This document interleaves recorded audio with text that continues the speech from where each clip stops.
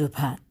পিতা স্বর্গ পিতা ধর্ম পিতা হি পরমং তপঃ জননী জন্মভূমিশ্চ স্বর্গাদপি গরীয়সী। মা বাবার প্রতি শ্রদ্ধাবনত চিত্তে আমরা অনেকেই কম বেশি এই শ্লোক দুটি জানি। মা বাবা দুটি ছোট শব্দ।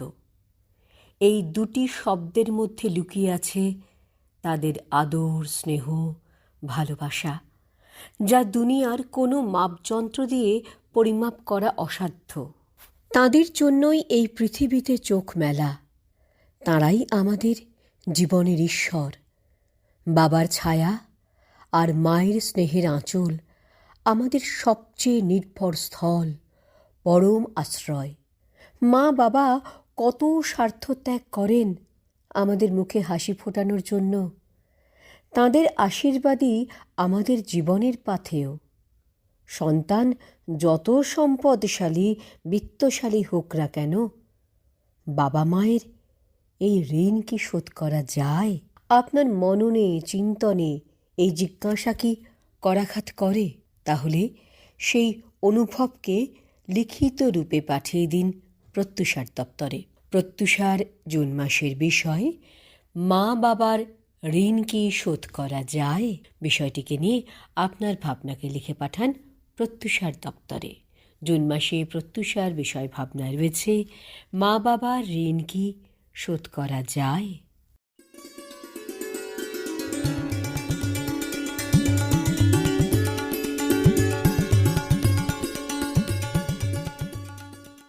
এবারে মে মাসের বিষয় রবি কিরণে নিয়ে আপনারা কি ভাবছেন দেখে নেওয়া যাক। আজকের প্রথম ভাবনা লিখে পাঠিয়েছেন সুবল সর্দার, মগরাহাট, দক্ষিণ 24 পরগনা থেকে। প্রিয় প্রত্যুষা, আজি এ প্রভাতে রবির কর কেমনে পশিল প্রাণের পর, কেমনে পশিল গুহার আঁধারে প্রভাত পাখির গান। না জানি কেন রে এতদিন পরে জাগিয়া উঠিল প্রাণ। নির্ঝরে স্বপ্নভঙ্গের মতো প্রত্যুষা দুয়ারে দিচ্ছে হানা। জেগে উঠেছে প্রাণ কণা, ফুটেছে ফুল, মালতী করেছে পথভুল। বৈশাখে রবির স্মরণে প্রিয় প্রত্যুষা বেঁধেছে সুর। রবির কিরণে যেমন প্রভাত আসে, মলয় বয়ে যায়, তেমনি রবি ঠাকুরের কিরণে আমাদের সাহিত্য জগৎ আলোকময়। আলো আমার আলো গো, আলোয় ভুবন ভরা, আলোয় নয়ন ধোয়াও আমার, আলো হৃদয় হরা। কবির সোনার তরী চলেছে বয়ে গানে, কবিতায়, গল্পে, প্রবন্ধে, শিল্পে, নৃত্যে, স্বদেশিকতায়, চিন্তাভাবনায়, দেশ হতে দেশান্তরে কালজয়ী হয়ে, আলোর ভুবন জগৎ হয়ে। রবির কিরণ ছাড়া আমরা যেমন প্রাণহারা, তেমন রবি ঠাকুর ছাড়া আমরা সঙ্গীত হারা। কে পড়াবে গীতিমালা? এ মণিহার আমায় নাহি সাজে, তোমার কাছে দেখাইনে মুখ মণিমালার লাজে। রূপে রসে গন্ধে বর্ণে ছন্দে ছন্দে কে সাজাবে বসুন্ধরা? কে বলবে সুজলা সুফলা বঙ্গমাতা? কে অপেক্ষা করে দীর্ঘ দিবস রজনী, দীর্ঘ বরষ মাস, প্রাণে বাজিয়ে বাঁশি? রবি ঠাকুর আমাদের স্বপনে, জাগরণে, জনমে, মরণে সদা আসে স্মরণে। তবু মনে রেখো, যদি দূরে যাই চলে, যদি পুরাতন প্রেম ঢাকা পড়ে যায় নবপ্রেম জালে, যদি থাকি কাছাকাছি দেখতে না পাও ছায়ার মতো আছি না আছি, তবু মনে রেখো তিনি আমাদের সকল সুখ দুঃখের অবসান, প্রেম বিরহের অভিমান। ওগো, তুমি না এলে যে কাঁটাতে ভরে গো আমার এই ফুলের সজ্জা। লজ্জা, মরি মরি একি লজ্জা, মরে যাই একি লজ্জা। আছে দুঃখ, আছে মৃত্যু, বিরহ দহন লাগে, তবুও শান্তি, তবুও আনন্দ, তবু অনন্ত জাগে। রবির কিরণে অনন্ত জেগে থাক আমাদের প্রাণে, রবির কিরণে বেঁচে থাক আমাদের প্রাণ কণা ধরণী পরে। শুভেচ্ছান্তে সুবল সর্দার, মগরাহাট, দক্ষিণ 24 পরগনা।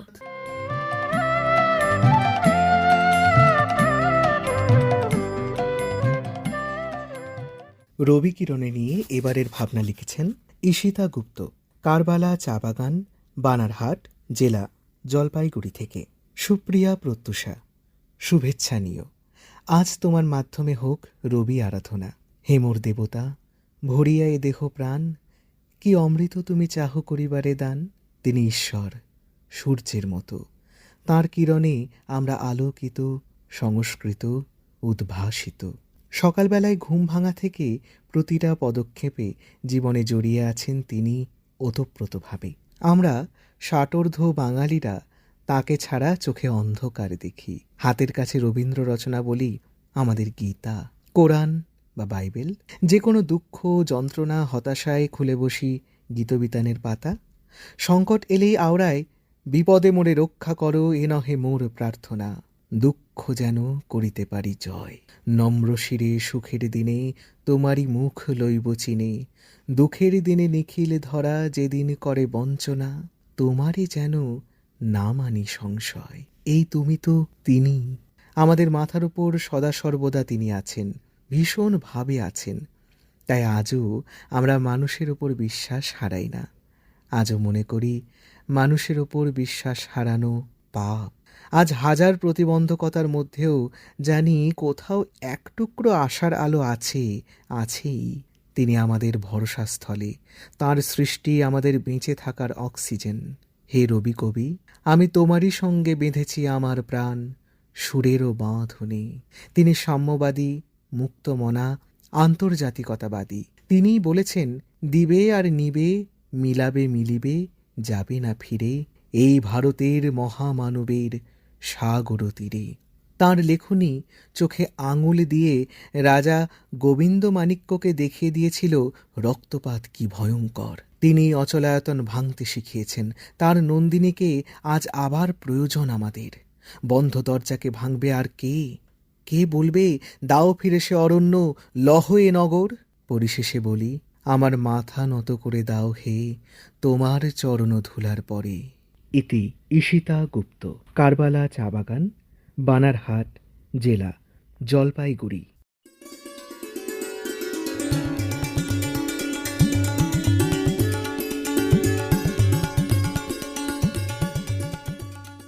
এবারের ভাবনা এসেছে বাঁকুড়া জেলার লালবাজার থেকে। লিখছেন শ্রাবণী মুখোপাধ্যায়। রাঙামাটির পথে নামতেই এক অদ্ভুত আদিম ঘ্রাণ নাকে এসে লাগে। চৈত্র শেষের তপ্ত দুপুরে চারপাশ ধুধু করছে, অথচ এই রুক্ষতার বুকেই লুকিয়ে আছে এক গভীর মায়া। রবি কিরণে মাতে সারা বিশ্ব।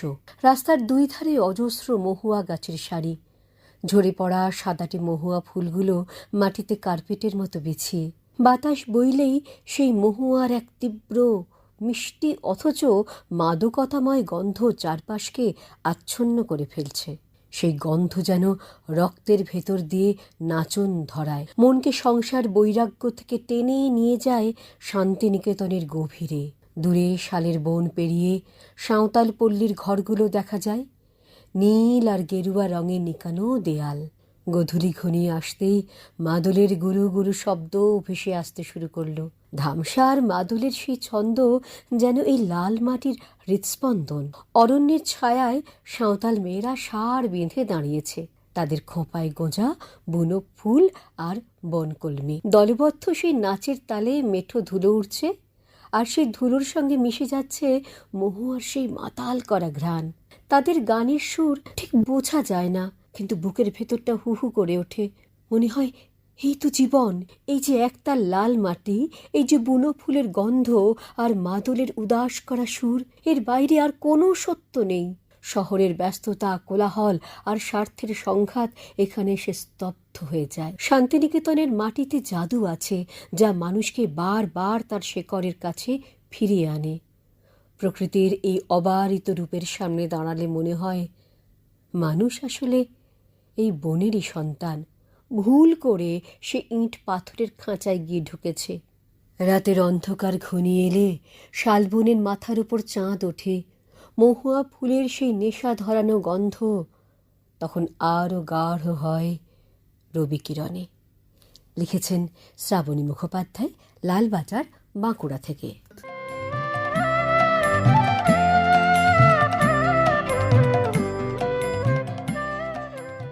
রবি কিরণে নিয়ে এবারের ভাবনা লিখেছেন মালতী ভট্টাচার্য মণ্ডল, অশোকনগর, মেদিনীপুর জেলা, পশ্চিম মেদিনীপুর থেকে।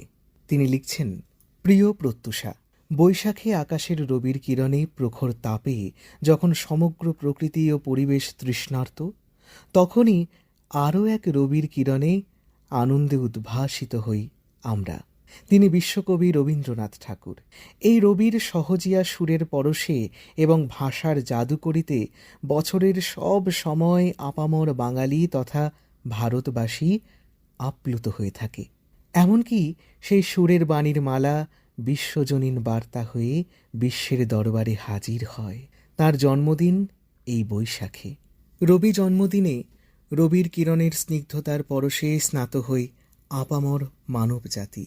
প্রকৃতির রূপ বদল প্রসঙ্গে রবীন্দ্রনাথ ঠাকুরের গান ও কবিতার কথা আমাদের মনে অন্যরকম বিশেষ এক ছবি দিয়ে যায়। সজল ঘন মেঘমালার রূপের বর্ণনা কিংবা আসন্ন বসন্ত সমাগমে তার কবিতার ভাষা আমাদের কল্পনা শক্তিকে আরও সমৃদ্ধ করে। হরষে বিষাদে শোকে তাপে দুঃখে সুখে শান্তির আশ্বাস বয়ে নিয়ে আসে আমাদের জীবনের এই রবির কিরণ। বিশ্বজুড়ে হিংসা দেশ ক্রোধের উত্তাপে শান্তির প্রলেপ দেয় কবির বাণী, বরিশ ধরা মাঝে শান্তির বাড়ি। বৈশাখের ভোরের হাওয়া হয়ে আনে স্নিগ্ধতার কোমল পরশ।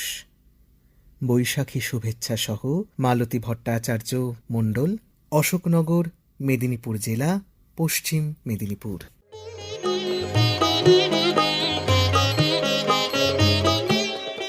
এবারের ভাবনা শ্রাবন্তী দেবনাথের, লিখছেন টাউনশিপ, হলদিয়া, পূর্ব মেদিনীপুর থেকে। আমার পরম প্রিয় প্রত্যুষা, রবির কিরণ মানেই আমাদের মনে জেগে ওঠে রবীন্দ্রনাথ ঠাকুরের আলোকময় উপস্থিতি। তাঁর সাহিত্য, সঙ্গীত, দর্শন ও মানবতার বাণী আজও বাঙালির জীবনকে পথ দেখায়। তিনি শুধু কবি নন, তিনি এক অনন্ত প্রেরণা, যিনি মানুষের অন্তরে জাগিয়েছেন স্বাধীন চিন্তা, সৌন্দর্যবোধ এবং আত্মমর্যাদার শক্তি। রবীন্দ্রনাথের লেখায় প্রকৃতি যেমন মমতার ভাষা পেয়েছে, তেমনি মানুষ খুঁজে পেয়েছে হৃদয়ের মুক্তি। তাঁর কবিতায় আছে আশার দীপ্তি, গানে আছে আত্মার আরাম, গল্পে আছে সমাজ জীবনের গভীর উপলব্ধি। তিনি শিখিয়েছেন মানুষের সত্যিকারের পরিচয় তাঁর মানবতায়, জ্ঞানে ও কর্মে। রবির কিরণে যেমন অন্ধকার ভেদ করে পৃথিবীকে আলোকিত করে, তেমনি রবীন্দ্রনাথের সৃষ্টি অজ্ঞতা, সংকীর্ণতা ও হতাশার মেঘ সরিয়ে আমাদের মননকে উজ্জ্বল করে। তাঁর বাণী আমাদের শেখায় সাহস নিয়ে এগিয়ে যেতে, সত্যকে ভালোবাসতে এবং সৌন্দর্যের মধ্যে জীবনকে খুঁজে নিতে। আজকের দ্রুত পরিবর্তনশীল পৃথিবীতেও রবীন্দ্রনাথ চিরনবীন। তাঁর সৃষ্টির আলো প্রজন্ম থেকে প্রজন্মে ছড়িয়ে পড়ছে। তাই বলা যায়, রবির কিরণ শুধু ভোরের আলো নয়, এ আমাদের চেতনার দীপশিখা, যা মানুষকে জাগায়, নতুন করে গড়ে তোলে জীবন এবং উন্নতির পথে এগিয়ে নিয়ে যায়। রবির কিরণে রবীন্দ্রনাথ প্রতিটি প্রজন্মে জাগ্রত হোক চিন্তায় ও চেতনায়। এই শুভকামনায় শ্রাবন্তী দেবনাথ, টাউনশিপ, হলদিয়া, পূর্ব মেদিনীপুর।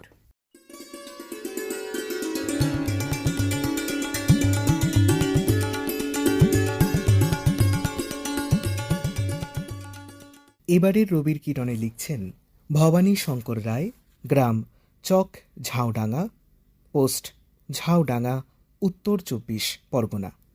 তিনি লিখছেন, প্রিয় প্রত্যুষা, রবি কিরণে সূর্যের এক অনন্য অনুভূতি।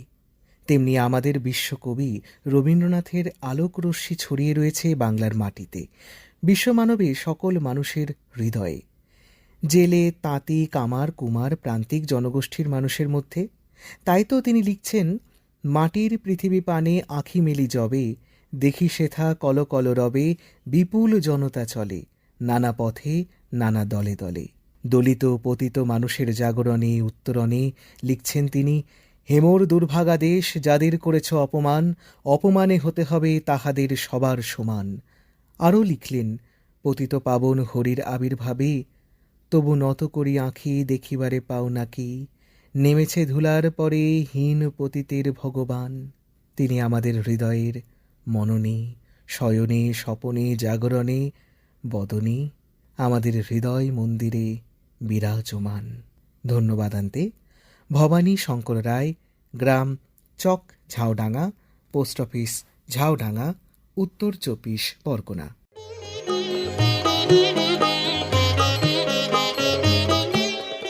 এবারের ভাবনা লিখছেন বীরেন্দ্রনাথ মাইতি, বুলবুলচটি, খড়গপুর, পশ্চিম মেদিনীপুর থেকে।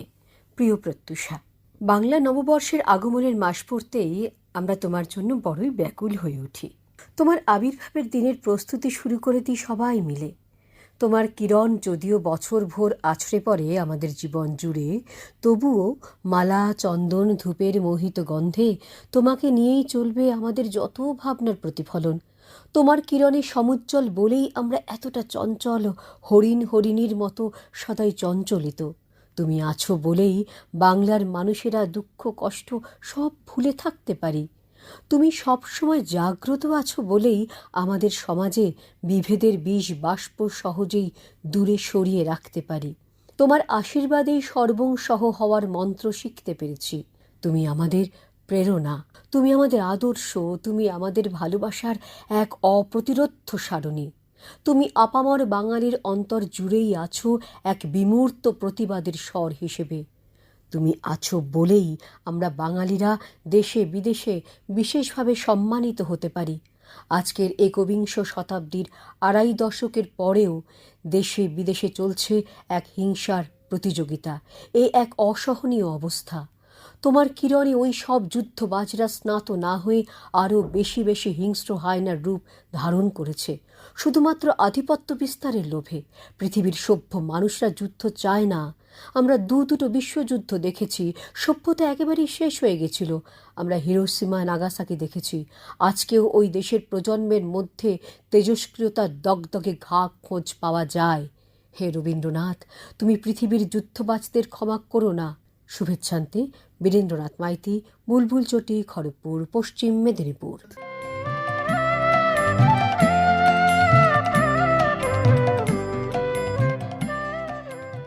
আজকের শেষ ভাবনা লিখে পাঠিয়েছেন শিপ্রা লাহিড়ী, কলেজপাড়া, বিপিন পাল সরণি, শিলিগুড়ি থেকে।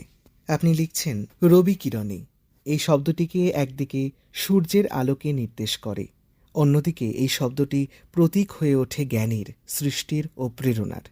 রবীন্দ্রনাথ ঠাকুরের সঙ্গে সূর্যের একটি চমৎকার তুলনা এখানে ফুটে ওঠে। সূর্য যেমন তার উজ্জ্বল রবি কিরণে পৃথিবীকে আলোকিত করে, অন্ধকার দূর করে এবং জীবনের অস্তিত্বকে টিকিয়ে রাখে, ঠিক তেমনি কবিগুরু রবীন্দ্রনাথ তার সাহিত্য, সঙ্গীত ও চিন্তার মাধ্যমে মানুষের হৃদয়ে জ্ঞানের আলো ছড়িয়ে দিয়েছেন। তাঁর প্রতিটি কথায়, ব্যাখ্যায় ও চিন্তার মাধ্যমে এক একটি রবির কিরণ, যা অজ্ঞতার অন্ধকার ভেদ করে মানব মনে নতুন দিশা দেখায়। সূর্যের আলো যেমন সকলের জন্যই সমান, তেমনি রবীন্দ্রনাথ ঠাকুরের সৃষ্টি জাতি, ধর্ম ও দেশের সীমা অতিক্রম করে সার্বজনীন হয়ে উঠেছে। তবে সূর্যের তাপ কখনো কখনো কঠোর হতে পারে, কিন্তু রবি কিরণ সর্বদা কোমল, স্নিগ্ধ, হৃদয়স্পর্শী। এই তুলনায় দেখা যায় সূর্য প্রকৃতির প্রাণ শক্তির উৎস, আর রবীন্দ্রনাথ মানব চেতনার আলোকবর্তিকা। তাই বলা যায় রবি কিরণ শুধু আলো নয়, এটি এক গভীর প্রতীক, যা সূর্য ও রবীন্দ্রনাথ উভয়ের মধ্যে সমানভাবে দীপ্তিমান। রবি কিরণ যেমন অন্ধকার দূর করে, তেমনি রবি ঠাকুরের কবিতা, সাহিত্য অজ্ঞানতা দূর করে। রবীন্দ্রনাথ প্রকৃতিকে ভালোবেসে রবি কিরণের মধ্যে ঈশ্বরের উপস্থিতি অনুভব করেন। সব শেষে বলবো, রবীন্দ্রনাথ তাঁর সাহিত্য জগতে রবি কিরণ এক গভীর প্রতীকের মতো উজ্জ্বল উপস্থিতি। নমস্কারান্তে শিপ্রা লাহিড়ী, কলেজপাড়া, বিপিন পাল সরণি, শিলিগুড়ি।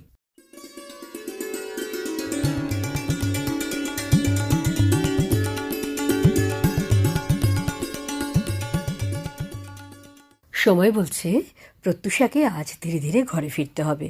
তবে আজকের প্রত্যুষা শেষ করবার আগে আরও একবার আমাদের এ মাস এবং আগামী মাসের বিষয় জানিয়ে যাওয়া। মে মাসে প্রত্যুষার বিষয় ভাবনা রয়েছে রবি কিরণে, আর আগামী মাস জুন মাসে প্রত্যুষার বিষয় ভাবনা রয়েছে মা বাবার ঋণ কি শোধ করা যায়। আপনার ভাবনাকে লিখে পাঠান প্রত্যুষার দপ্তরে। আর প্রত্যুষাকে আজ এখানেই বিদায় দিন। প্রত্যুষা আবার আগামী প্রত্যুষা।